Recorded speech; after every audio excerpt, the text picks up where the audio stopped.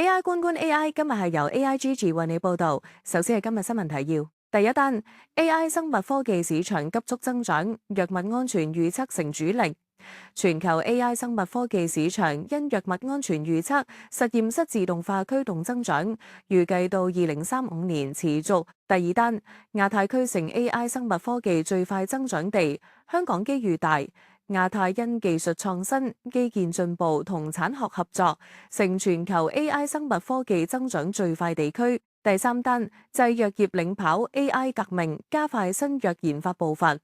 製藥公司佔 AI 生物科技最大份額，用 AI 加速研發，優化臨床試驗同預測效能。第四單 Palantir 成西方 AI 作業系統，商業收入超越政府。Palantir 透過 AI 平台同主權戰略，成 SP500 關鍵角色，商業收入已超正。最後一單係時候睇返社會影響。Palantir 訓練營5日成功 ，AI 應用即學即用。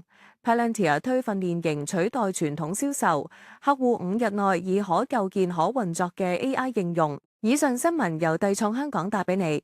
如果覺得 AIGG 記 AI 新聞講得唔錯，請多支持 CLS、comment、like 同 share， 或者可以利用 YouTube 里記 Super Thanks。我哋聽日繼續 AI 觀 AI。